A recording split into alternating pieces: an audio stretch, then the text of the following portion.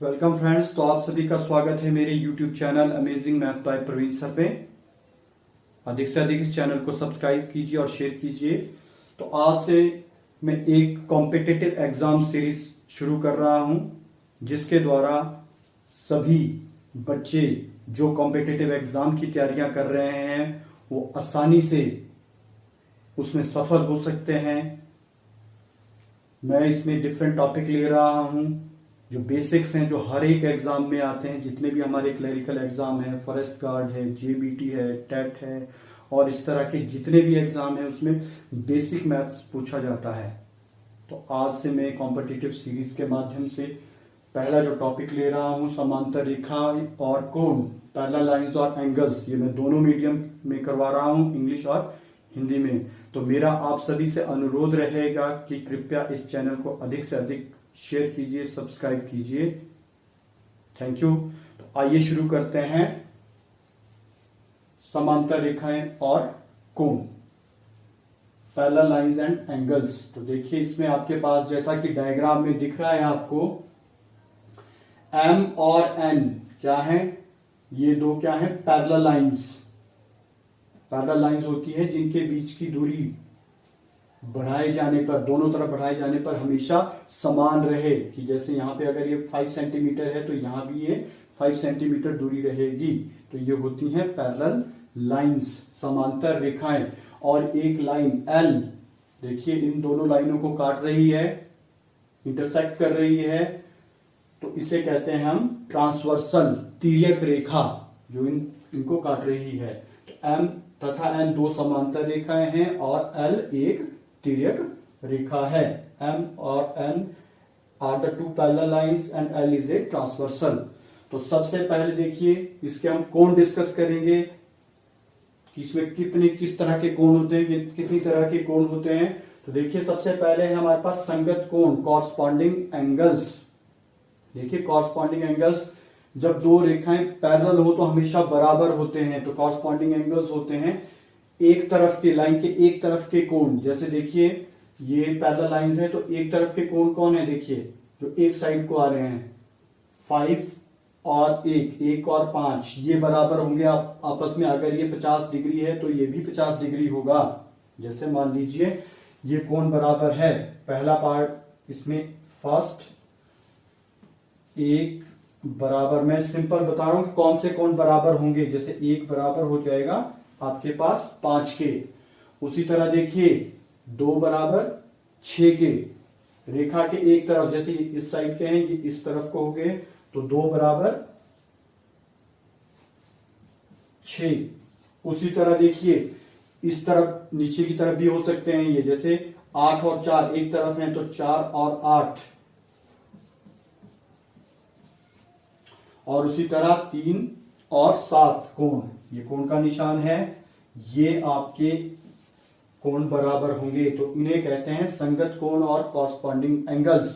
कि मान लीजिए अगर जो मान इसका होगा, मान लीजिए 100 डिग्री है तो 5 भी कितना होगा, 100 डिग्री।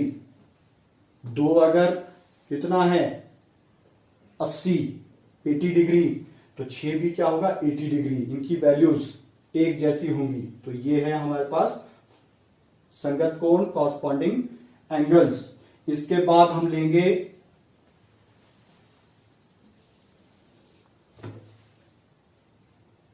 बी, एकांतर अंतः कोण। एकांतर अंतः कोण, alternate interior angles।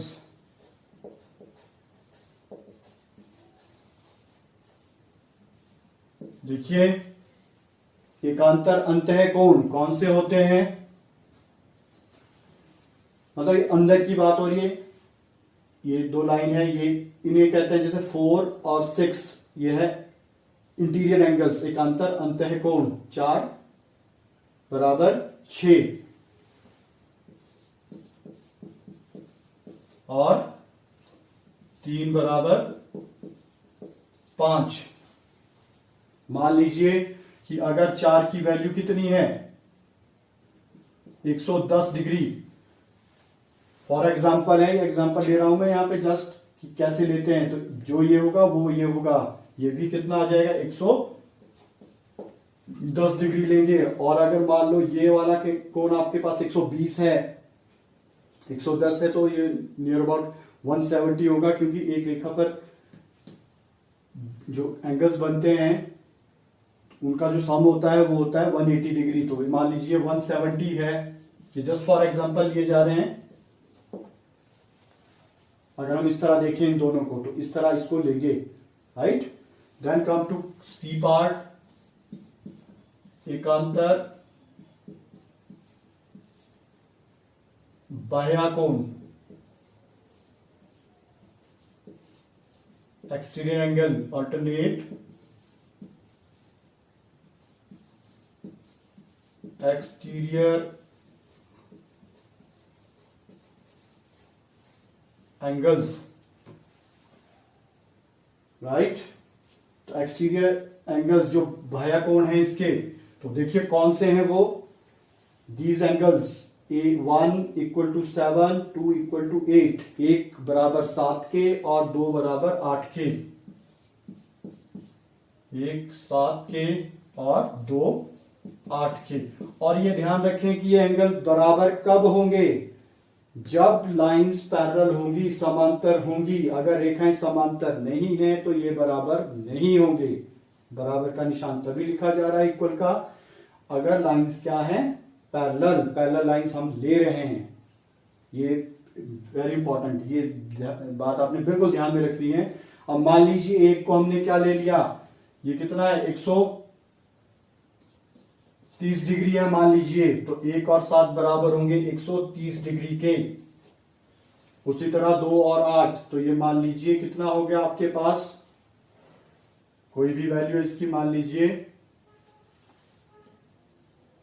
ये आपके पास 50 ले लीजिए, 50 हो गया।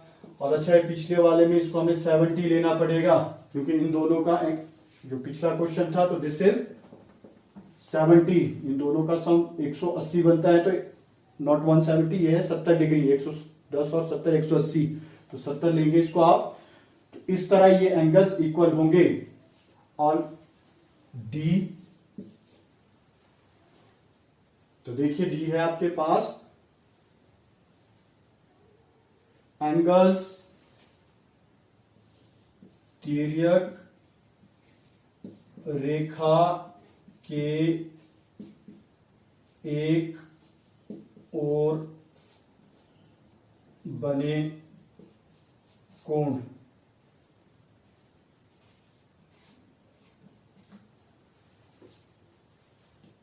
Angles on the same side of transversal, right। अब देखिए ये है आपके पास तिर्यक रेखा के एक तरफ के कोण। तो एक तरफ के कोण कौन है, देखिए इंटीरियर एंगल्स लिए जाएंगे इसमें 3 और 6, 4 और 5। इन दोनों का जोड़ हमेशा 180 डिग्री होता है अगर रेखाएं क्या है, समांतर। तो जैसे ये एक तरफ के कोण है 3 और 6, जो पहला है एक पेयर, एक ये पेयर है, और दूसरा 4 और कोण 5 का। इन दोनों का जो जोड़ है वो कितना होता है 180। जैसे 4 + 5 180 और 3 + 6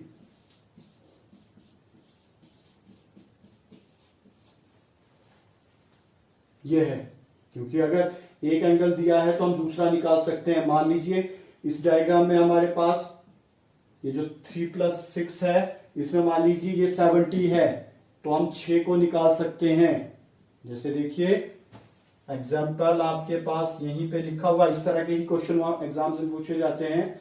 तो देखिए 3 हमारे पास कितना है 70, एग्जाम्पल है आपके पास। अगर ये 70 है तो 6 हम निकाल सकते हैं। 180 - 70, तो कितना आ जाएगा 110। दिस इज एग्जाम्पल, नोट करें ये एग्जाम्पल है, तो इस तरह के ये एंगल्स इसमें लिए जाएंगे। तो ये है हमारा पैरेलल लाइंस और एंगल्स। तो बने रहिए चैनल के साथ और बेल वाला बटन जरूर दबाइए, और जो आपको अगले टॉपिक्स हैं वो उसकी जानकारी पूरी आपको मिलती रहे। Thank you.